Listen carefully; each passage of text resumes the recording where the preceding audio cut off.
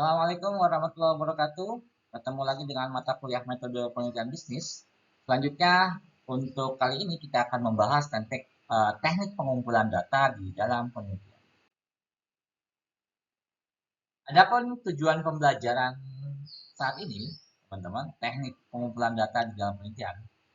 Di dalam sesi ini, kita akan membahas berbagai cara yang dapat digunakan untuk mengumpulkan data di dalam sebuah penelitian.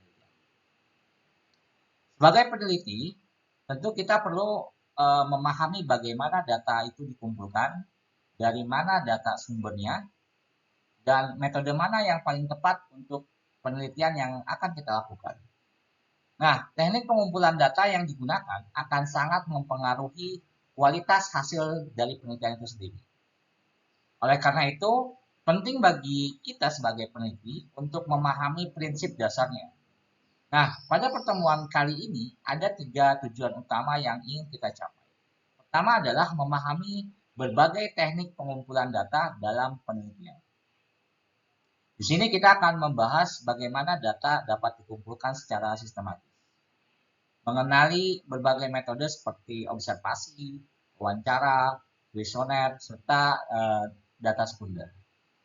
Yang kedua adalah menjelaskan kelebihan dan kekurangan dari masing-masing teknik. Nah, setiap teknik itu dalam pengumpulan data tentu mengalami atau memiliki keunggulan dan keterbatasan dari masing-masingnya. Misalnya, wawancara bisa memberikan data yang mendalam, tapi memakan waktu yang lebih lama. Sementara, kuesioner mungkin mengumpulkan datanya dalam jumlah besar, itu lebih cepat, tapi kurang fleksibel dalam eksplorasi jawaban. Yang terakhir adalah mampu memilih teknik pengumpulan data yang sesuai dengan tujuan penelitian. Nah, teman-teman, tidak semua penelitian cocok menggunakan metode yang sama. Seorang peneliti tentu harus mampu menentukan teknik pengumpulan data yang paling sesuai dengan kebutuhan penelitiannya. Tentu juga teknik pengumpulan data juga disesuaikan dengan ketersediaan sumber daya dan validitas hasil yang akan kita harapkan. Nah, dengan memahami tujuan ini, kita bisa melanjutkan pembahasan ke bagian selanjutnya, yaitu apa yang dimaksud dengan pengumpulan data di dalam penelitian dan mengapa hal ini sangat penting. Mari kita mulai. Setelah memahami tujuan pembelajaran, kita akan bahas pengertian pengumpulan data di dalam penelitian. Pengumpulan data adalah proses yang sistematis dalam mendapatkan informasi yang diperlukan untuk menjawab pertanyaan penelitian. Nah, data yang dikumpulkan tersebut akan menjadi dasar utama, teman-teman, dalam analisis dan pengambilan kesimpulan di penelitian itu sendiri. Ada 2 sumber utama data di dalam penelitian. Pertama adalah data primer dan data sekunder. Nah, data primer adalah data yang dikumpulkan langsung dari sumber utama oleh penelitinya. Tekniknya yang digunakan observasi, wawancara, atau kuesioner. Contohnya, jika seorang peneliti ingin mengetahui kepuasan pelanggan terhadap suatu layanan, nah, data primernya dia bisa langsung bertanya kepada pelanggan melalui metode wawancara atau survei. Berikutnya adalah data sekunder.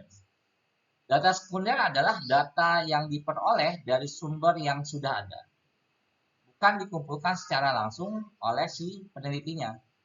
Nah, data ini dapat berupa laporan penelitian terdahulu, misalnya jurnal ilmiah atau data statistik pemerintah. Contohnya, sebuah studi tentang tren pasar dapat menggunakan data dari laporan tahunan, tahunan perusahaan ya, atau data ekonomi dari lembaga resmi. Nah, pertanyaannya adalah, teman-teman, mengapa pengumpulan data itu penting? Nah, data atau pengumpulan data itu penting. Pertama adalah menentukan kualitas hasil dari penelitian. Jika data yang dikumpulkan tidak akurat, maka hasil penelitian juga tidak akan valid. Yang kedua adalah memastikan penelitian dapat diuji ulang. Nah, dengan metode pengumpulan data yang jelas, tentu penelitian bisa direplikasi oleh penelitian lain. Ya. Yang ketiga adalah menyesuaikan dengan tujuan penelitian yang kita buat. Data yang dikumpulkan tentu harus relevan dengan permasalahan yang akan kita teliti. Selanjutnya, kita akan melanjutkan ke jenis-jenis data di dalam penelitian.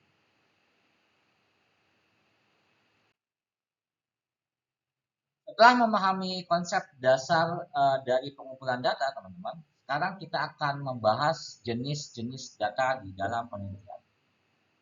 Data dalam penelitian, terutama di bisnis ya, terbagi menjadi dua jenis utama, yaitu ada data primer dan data sekunder. Nah, memilih jenis data yang tepat sangat penting karena akan menentukan akurasi, relevansi, dan keandalan hasil penelitian itu. Pertama adalah data primer. Data primer adalah data yang dikumpulkan secara langsung oleh peneliti dari sumber utama. Data ini diperoleh secara langsung melalui interaksi dengan objek penelitian. Biasanya data primer ini digunakan ketika informasi yang dibutuhkan belum tersedia atau ketika penelitian kita ingin mendapatkan data yang lebih spesifik atau yang lebih terkini. Nah, metodenya tadi sudah dibahas adalah observasi, wawancara, dan kuesioner. Berikutnya adalah data sekunder. Berbeda dengan data primer, teman-teman, kalau data sekunder ini adalah data yang diperoleh dari sumber yang sudah ada. Nah, data ini dikumpulkan oleh pihak lain dan dapat digunakan sebagai referensi di dalam penelitian kita. Nah, data sekunder juga sering digunakan di dalam penelitian yang membutuhkan analisis tren jangka panjang ya, atau perbandingkan dengan penelitian sebelumnya. Sumber datanya bisa meliputi jurnal ilmiah, buku, laporan perusahaan, lembaga, ya, terus database, data statistik pemerintah, atau misalkan dari BPS. Nah, teman-teman, di sini pertanyaannya mengapa kita harus paham tentang jenis data. Di data primer, itu memberikan informasi terbaru dan spesifik, tapi memerlukan waktu dan biaya lebih besar untuk mengumpulkannya. Sedangkan data sekunder lebih cepat diperoleh dan lebih murah. Nah, tapi mungkin dia tidak selalu sesuai dengan kebutuhan penelitian. Nah, di dalam banyak penelitian, teman-teman, kombinasi antara data primer dan data sekunder akan memberikan hasil yang lebih kaya dan mendalam. Dengan memahami perbedaan antara data primer dan data sekunder, kita dapat menentukan sumber data yang paling sesuai dengan kebutuhan penelitian bisnis yang sedang kita lakukan. Selanjutnya kita akan membahas lebih lanjut tentang teknik pengumpulan data primer dan bagaimana cara mengoptimalkan di dalam penelitian bisnis.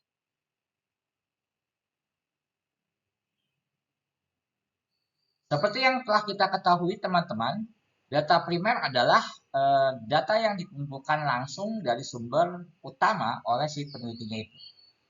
Nah, teknik pengumpulan data primer ini sering digunakan di dalam penelitian bisnis karena menyediakan informasi yang lebih akurat, relevan, dan dengan kebutuhan penelitian yang lain. Ada tiga teknik utama di dalam pengumpulan data primer. Pertama adalah observasi. Nah, observasi adalah teknik mengumpulkan data dengan cara mengamati langsung objek penelitian tanpa intervensi. Jadi kita mengamati langsung ya, secara observasi. Kelebihannya, pertama adalah data yang diperoleh lebih objektif karena didasarkan dengan pengamalan langsung atau pengamatan langsung ya. Yang kedua, tidak tergantung pada responden sehingga cocok untuk meneliti perilaku atau aktivitas.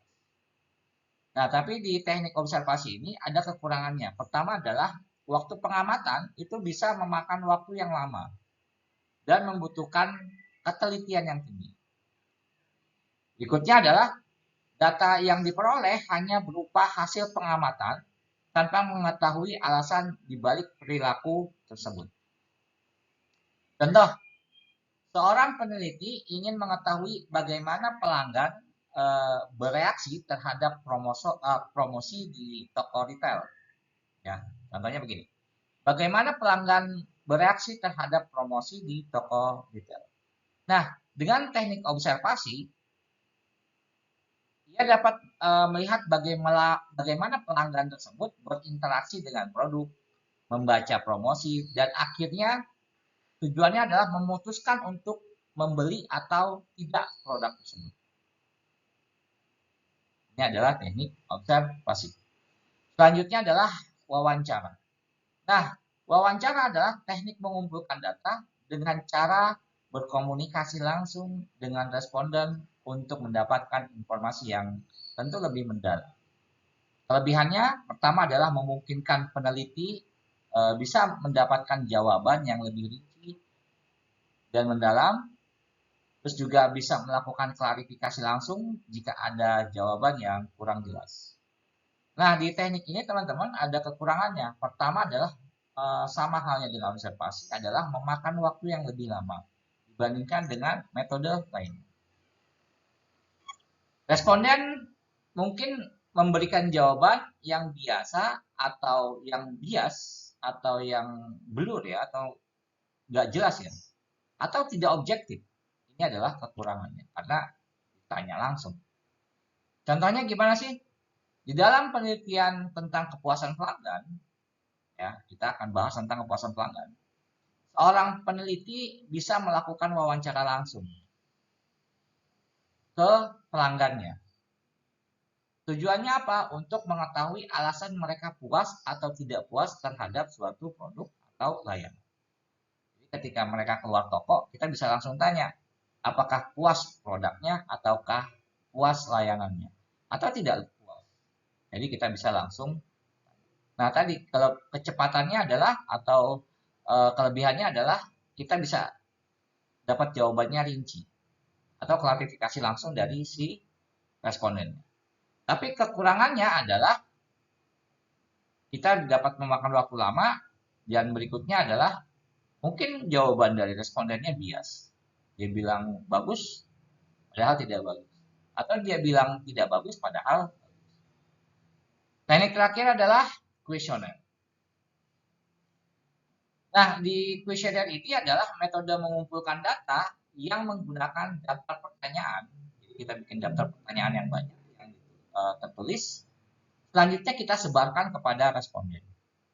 Kelebihannya dapat mengumpulkan data dari banyak responden di dalam waktu singkat. Bisa menggunakan Google Form dan sebagainya gitu ya. Terus yang kedua adalah responden dapat menjawab pertanyaan tanpa tekanan karena tidak tatap muka. Dia bisa menjawab sesuai dengan yang diinginkan. Sehingga dia merasa nyaman. Nah, tapi di sini ada kekurangan teman-teman. Pertama, tidak bisa mendalami jawaban responden. Ya, jadi kurang jelas gitu. Jadi kita mesti untuk mencari jawaban yang lebih dalam itu ya pakai wawancara. Terus yang kedua, responden bisa aja dia ngisi dengan asal-asalan atau pertanyaan-pertanyaan tadi tidak dijawab. Ya, bahkan tidak dijawab dengan jujur. Kosongkan atau tidak dijawab dengan ngasal, tidak jujur. Nah, contohnya adalah temanya adalah perusahaan ingin mengetahui efektivitas kampanye pemasaran digital. Ya. Nah, perusahaan ini dia pengen lihat apakah efektif atau tidak menggunakan kampanye pemasaran digital. Nah, di teknik ini kita bisa menggunakan kuesioner online dikirim ke pelanggan untuk dapatkan feedback mereka. Teman-teman, bagaimana memilih teknik yang tepat? Nah, pemilihan teknik pengumpulan data, terutama primer, tergantung pada tujuan penelitian, waktu, biaya, dan jumlah responden yang akan kita targetkan. Jika ingin memahami perilaku pelanggan secara langsung, tentu kita akan gunakan observasi.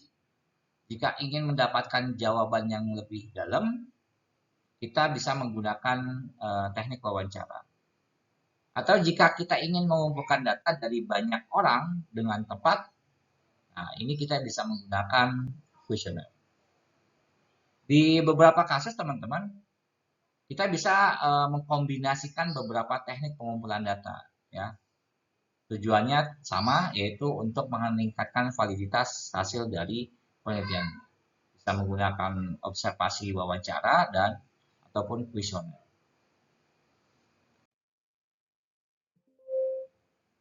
Selanjutnya, setelah kita membahas teknik pengumpulan data primer, sekarang kita akan membahas teknik pengumpulan data sekunder. Nah, apa itu data sekunder? Data sekunder adalah data yang sudah tersedia, dikumpulkan oleh pihak lain, dan dapat digunakan kembali untuk tujuan penelitian. Sumber data sekunder bisa berasal dari laporan, jurnal, buku, atau database resmi ya, BPS, dan sebagainya. Nah, teman-teman, penggunaan data sekunder ini sering digunakan karena lebih efisien dibandingkan data primer.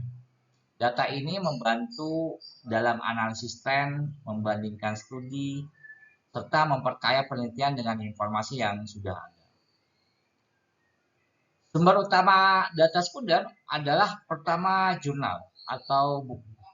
Nah, referensi akademik yang tentu sudah melalui tahapan proses peer review sehingga memiliki validitas yang tinggi.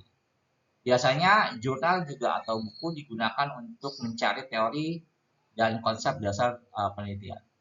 Contoh, seorang mahasiswa yang meneliti kepuasan pelanggan akan mencari jurnal yang membahas model kepuasan pelanggan seperti SurfWall. Ya. Berikutnya adalah laporan perusahaan dan lembaga. Nah, ini adalah sumber informasi dari laporan tahunan perusahaan, terus analisis industri, dan riset-riset pasar. Gunanya untuk meneliti kondisi bisnis suatu perusahaan atau tren industri tertentu. Contohnya, jika peneliti ingin mengetahui strategi pemasaran perusahaan besar, kita bisa menggunakan laporan tahunan mereka, EJ dan sebagainya ya. Berikutnya adalah data statistik dari pemerintah atau organisasi. Nah, data yang dikumpulkan oleh lembaga resmi, misalkan seperti BPS, BI, atau misalkan organisasi global seperti World Bank, IMF, gitu ya. Data tersebut bisa kita gunakan. Tujuannya untuk memahami kondisi ekonomi, sosial, bahkan tren populasi. Ini juga bisa digunakan di dalam penelitian bisnis. Ya.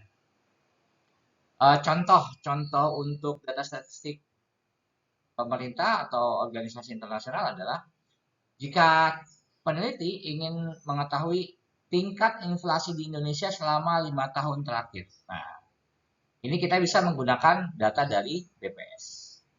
Berikutnya adalah database online dari media digital. Data ini kita bisa peroleh dari situs web ya, artikel, laporan media, atau platform media analisis. Contohnya misalkan Google Scholar, Shotcut, terus database perusahaan kayak Bloomberg, Statista, dan sebagainya. Kelebihannya di data sekunder teman-teman, pertama adalah hemat waktu dan biaya, jadi nggak perlu melakukan penelitian dari awal lagi. Terus yang kedua, banyak tersedia. Nah, data ini bisa diakses melalui jurnal, laporan, situs resmi, dan sebagainya ya. Terus, kelebihannya adalah cocok untuk menganalisa tren, ya, memungkinkan perbandingan memungkinkan perbandingan data dalam periode waktu tertentu. Nah, tapi kekurangannya adalah Data tidak selalu sesuai dengan tujuan penelitian. Bisa jadi data yang tersedia itu tidak bisa menjawab pertanyaan penelitian secara langsung. Berikutnya, kekuatan atau keakuratan dan kredibilitasnya perlu dicek. Jadi, teman-teman, tidak semua sumber data sekunder itu bisa dipercaya. Jadi, kita perlu validasi dan pengecekan ulang. Nah, pertanyaan berikutnya adalah bagaimana memilih data sekunder yang tepat. Pertama adalah pastikan sumber data terpercaya. Periksa apakah data berasal dari jurnal akademik, lembaga resmi, atau perusahaan yang kredibel. Hindari teman-teman menggunakan informasi dari blog atau sumber yang tidak diverifikasi. Terus yang kedua adalah sesuaikan dengan tujuan penelitian. Nah, pastikan data sekunder yang kita gunakan itu relevan dengan topik penelitian kita. Jangan hanya menggunakan data yang mudah ditemukan, tapi kita harus cari yang benar-benar sesuai dengan pertanyaan penelitian. Selanjutnya adalah periksa keakuratan dan keterbaruan data. Nah, pastikan teman-teman data yang kita gunakan itu tidak terlalu lama atau sudah usang. Misalkan kita tahun 2025, kita pakai data 2005. Nah, itu sudah usang banget ya. Misalkan tadi ya. Jadi gunakan data yang 3 sampai 5 tahun terakhir. Jangan sampai kita bisa bandingkan dengan data yang 10 tahun dan sebagainya. Teman-teman, setelah memahami berbagai teknik pengumpulan data, baik data primer, data sekunder, sekarang kita akan membahas bagaimana memilih teknik pengumpulan data yang paling sesuai dengan penelitian yang akan kita lakukan. Nah, dengan memilih teknik pengumpulan data yang tepat, tentu sangat penting karena kita akan mempengaruhi kualitas hasil dari penelitian kita. Dari akurasi data, serta validitas temuan yang akan kita peroleh. Faktor-faktor yang harus dipertimbangkan di dalam memilih teknik pengumpulan data, pertama adalah tujuan penelitian. Nah, tujuan penelitian, teknik pengumpulan data harus sesuai dengan jenis penelitian yang dilakukan. Jika penelitian bertujuan untuk menganalisis pola perilaku pelanggan, tentu metode observasi lebih cocok digunakan untuk penelitian tersebut. Tapi jika ingin mengetahui pendapat atau opini dari responden, maka wawancara atau kuesioner lebih tepat. Yang kedua adalah jenis data yang dibutuhkan. Ada dua jenis data, pertama kuantitatif dan kualitatif. Jika kuantitatif, penelitian membutuhkan data dalam bentuk angka yang dapat dihitung dan dianalisis secara statistik, maka metode seperti kuesioner, eksperimental itu bisa digunakan. Terus data kualitatif. Nah, data kualitatif ini jika penelitian tujuannya adalah memahami makna, opini, atau pengalaman individu. Digunakan metodenya apa? Wawancara mendalam atau observasi yang lebih sesuai. Berikutnya adalah ketersediaan sumber daya. Nah, tentu ketika kita melakukan penelitian, kita juga harus memikirkan ketersediaan sumber daya. Waktu, biaya menjadi faktor penting dalam memilih teknik pengumpulan data, teman-teman. Soalnya observasi dan wawancara tentu memerlukan lebih banyak waktu dan tenaga dibandingkan kuesioner online atau analisis data sekunder. Nah, teman-teman, jika sumber daya terbatas, kita bisa menggunakan kombinasi teknik untuk mendapatkan hasil yang lebih efisien. Terakhir adalah kombinasikan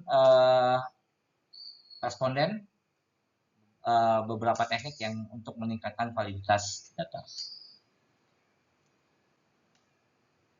Di dalam beberapa kasus, teman-teman, menggunakan kombinasi teknik pengumpulan data dapat memberikan hasil yang lebih komprehensif dan valid ya. Contoh, seorang peneliti ingin meneliti tentang kepuasan pelanggan terhadap layanan restoran. Nah, ini kita bisa menggunakan kuesioner untuk mendapatkan data yang banyak dari pelanggan, atau kita bisa melakukan wawancara dengan beberapa pelanggan untuk mengetahui alasan dibalik kepuasan atau tidak puasnya mereka terhadap layanan atau produk kita. Terus atau kita bisa melakukan observasi langsung di restoran tersebut untuk melihat interaksi pelanggan dengan layanan yang diberikan. Nah, tentu dengan kombinasi teknik ini, penelitian akan menghasilkan data yang lebih akurat dan mendalam.